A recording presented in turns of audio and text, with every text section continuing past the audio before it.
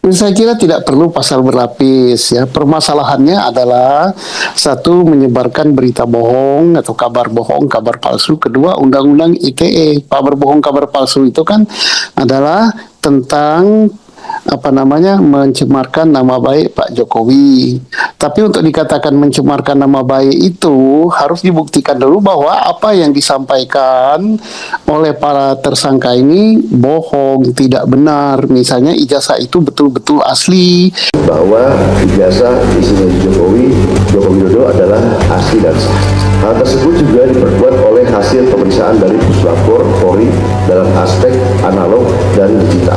Telah menyebarkan tuduhan palsu dan melakukan edit serta manipulasi digital terhadap dokumen ijazah dengan metode analisis yang tidak ilmiah dan misalnya publik. Jadi saya tetap tegar, teman-teman yang lain, Bang Resmon Sianipar dan Dr. Tifa yang seklaster dengan saya, kemudian dengan 5 yang klaster lainnya. Ini adalah perjuangan kita, perjuangan seluruh bangsa Indonesia, seluruh masyarakat melawan kezaliman dan kriminalisasi. Ya, itu saya kira. Wassalamualaikum warahmatullahi wabarakatuh. Menaikkan kayak seakan-akan buru-buru ingin memenjarakan kami itu apa sih urgensinya gitu loh? Pertama, saya kan hanya mendengar sama saja ya dengan publik yang lain lewat media sosial atau lewat media konvensional. Polda Metro mengumumkan kan ada 3 klaster kalau nggak salah, tetapi tidak diberitahu misalnya alasannya menjadi tersangka sudah ada alat bukti berupa apa ya. Hanya dijelaskan bahwa sudah sekian ratus saksi yang diperiksa, kemudian sekian banyak ahli. Mestinya itu bukanlah menjadi menjadi patokan yaitu menentukan bahwa suatu perkara itu cukup bukti atau tidak. Karena kewenangan untuk menentukan suatu tindak pidana cukup bukti atau tidak untuk ditingkatkan menjadi dari penyelidikan menjadi penyidikan, apalagi untuk menentukan beberapa orang atau seorang menjadi tersangka itu full kewenangan daripada penyidik Polri, bukan ditentukan oleh banyaknya ahli yang diperiksa, bukan ditentukan oleh banyaknya saksi yang diperiksa.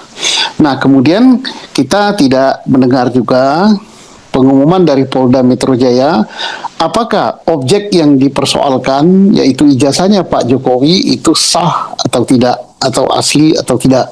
Itu tidak kita dengar gitu. Karena kalau saya berpandangan ya bahwa karena objek daripada perkara ini adalah ijazah gitu. Untuk dapat menentukan apakah mereka yang tergolong dalam sekian klaster menjadi tersangka itu terbukti melakukan pelanggaran Undang-Undang ITE atau terbukti mencemarkan nama baik seseorang, itu harus dibuktikan dulu objek yang dipersoalkan. Yang dipersoalkan adalah ijazah. Itu mengatakan bahwa ijazah Pak Jokowi palsu gitu atau tidak sah. Nah, itu harus dibuktikan palsu apa tidak sah. Ya syukur-syukur kalau Polda Metro Jaya sudah membuktikan bahwa ijazah itu asli. Nah, persoalannya adalah apakah untuk menentukan ijazah itu palsu atau asli adalah kewenangan dari Polda Metro Jaya. Karena apa?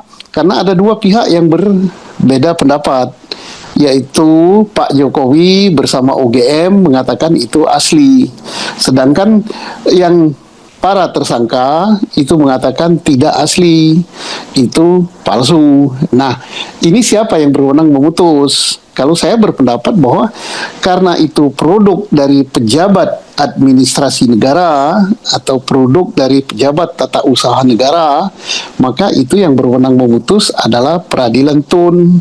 Jadi bawa ke Mahkamah Peradilan Tun yang akan menentukan apakah produk dari pejabat Tun berupa ijazah yang dipegang Pak Jokowi itu asli atau tidak. Kalau itu tidak asli, maka Pak Roy Suryo CS tidak bisa dijadikan tersangka. Yang dijadikan tersangka adalah orang yang memegang ijazah yang tidak asli itu. Tapi kalau itu asli, kata pengadilan, maka benar mereka dijadikan tersangka. Karena apa? Wong ijazahnya asli dikatakan palsu gitu. Jadi mencemarkan nama baik, bisa juga dikategorikan juga melanggar Undang-Undang ITE. Jadi begitu persoalannya. Makasih.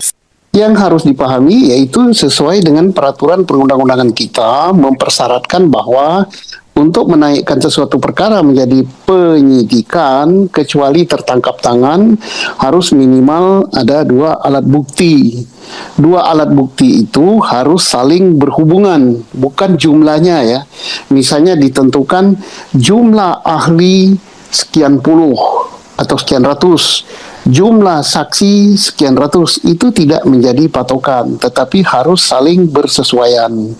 Saling bersesuaian. Setelah saling bersesuaian, maka objek yang dipermasalahkan itu harus dibuktikan dulu. Yang dipermasalahkan adalah ijazah itu menurut Pak Rosario, Pak Rismon, Ibu Dr. Tepa, dan lain-lain itu palsu atau tidak sah. Tapi menurut Pak Jokowi itu asli atau sah. Nah, mana yang benar?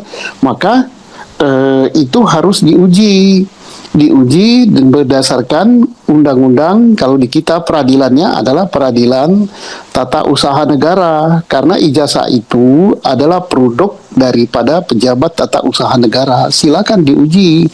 Nah, ujinya melewati peradilan TUN. Nah, kalau sudah tercukupi bahwa betul ijazah itu palsu atau betul ijazah itu asli, maka kesimpulannya kalau palsu, maka Pak Roy Suryo CS tidak bisa jadi tersangka. Kalau terbukti ijazah itu asli, maka Pak Roy Suryo CS ya jadi tersangka karena mengatakan sesuatu yang tidak benar gitu, apalagi sampai dipublikasi lewat media sosial dan sebagainya. Maaf, saya menyatakan apa yang menurut saya, menurut pandangan hukum ya. Saya sama sekali tidak memihak pada Pak Jokowi, sama sekali tidak memihak kepada Pak Roy Suryo ya. Nah, itu yang saya pahami ya. Tapi nggak tahu kalau Polda Metro Jaya mempunyai pemahaman lain atau mempunyai alat bukti lain yang saya tidak tahu gitu. Maaf, saya ini orang kampung gitu. Tidak begitu paham ya, karena saya tidak lagi menjadi bagian dari penyidik begitu. Saya kira tidak perlu pasal berlapis ya. Permasalahannya adalah satu, menyebarkan berita bohong atau kabar bohong, kabar palsu. Kedua, undang-undang ITE. Kabar bohong, kabar palsu itu kan adalah tentang mencemarkan nama baik Pak Jokowi. Tapi untuk dikatakan mencemarkan nama baik itu harus dibuktikan dulu bahwa apa yang disampaikan oleh para tersangka ini bohong, tidak benar. Misalnya ijazah itu betul-betul asli tapi dikatakan palsu. Nah, persoalannya sekarang, tadi saya katakan apakah ijazah itu asli atau sah atau palsu atau tidak sah. Itu dulu yang dimasalahkan. Nah, tapi kalau Polda Metro sudah membuktikan bahwa ijazah itu adalah asli dan ijazah itu adalah sah, maka ya terpaksa ya, bukan terpaksa ya, memang seharusnya jadi tersangka. Nah, persoalannya di mana Polda Metro membuktikan itu? Karena yang berwenang membuktikan bahwa produk dari pejabat tata usaha negara itu sah atau asli, kemudian tidak sah atau palsu adalah peradilan tata usaha negara. Indonesia sudah punya peradilan banyak sekali loh.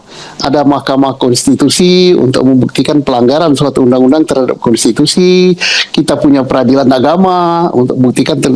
Kita punya peradilan militer. Kita punya Mahkamah Pelayaran. Kita punya peradilan umum. Kita punya peradilan TUN gitu ya. Udah buktikan saja di TUN supaya tidak terjadi kegaduhan atau debatable gitu. Kalau kayak gini kan debatable. Katanya Pak Roy Suryo itu palsu. Katanya Pak Jokowi dengan segala pendukungnya dan termasuk UGM menyatakan itu asli. Nah, jadi kita tidak bisa berpegang kepada UGM bahwa UGM mengatakan itu asli. Kenapa tidak bisa berpegang pada itu? Karena UGM yang dipersoalkan oleh Pak Roy Suryo CS gitu. Nah, tidak bisa UGM menghakimi dirinya sendiri mengatakan itu asli, dan tidak bisa juga aparat penyidik mengatakan yang itu salah, yang ini yang benar. Oke, tentang pasal berlapis, ngapa saya katakan tidak perlu berlapis? Soalnya kalau berlapis seolah-olah ya kesan orang itu mencari kesalahan dan orang ini harus terjaring gitu kan. Berarti kurang yakin dengan pasal ini. Pokoknya harus terjaring. Jadi kesannya di publik kan nggak bagus. Kalau memang sudah terjaring misalnya dengan pencemaran nama baik, dengan pelanggaran ITE, ya sudah itu saja, dua itu saja, nggak usah diyuntokan ini, yuntokan ini, yuntokan ini. Nah itulah orang menimbulkan kesannya seolah-olah itu kriminalisasi. Ya ngapain banyak-banyak? Kalau satu atau dua pasal sudah cukup, ya demikian yakin ya cukup. Nah, kalau misalnya banyak sekali dibuat lapisan-lapisan, sehingga publik beranggapan wah ini pasal pokoknya harus terjaring gitu kan. Berarti Oke. menurut Pak Susno ada keraguan ataupun keterpaksaan ya untuk memberikan jeratan pasal berlapis ini, Pak? Bukan menurut saya, tapi saya katakan tidak perlu berlapis-lapis. Kalau satu pasal cukup, ngapain harus 10 atau 12 pasal gitu kan. Mencapek-capeki pemeriksaan. Karena itu nanti kalau pasal itu disusun adalah berdasarkan ancaman hukuman yang diambil adalah hukuman yang terberat gitu. Tidak ditambah misalnya pasal pencemaran nama baik 3 tahun, pasal ITE-nya 2 tahun jadi 5, pasal sekian setahun jadi 6, pasal sekian tidak. Cara menghukum itu tidak seperti itu. Diambil pasal dengan ancaman hukuman yang tertinggi yang terbukti. Jadi enak kan, masyarakat nilainya pun enak. Oh, polisi nggak mencari-cari tapi berdasarkan ini gitu. Nah, kalau itu kan kayak kalau lepas dari ini, yang ini, lepas dari yang ini, yang ini. Nah, oke.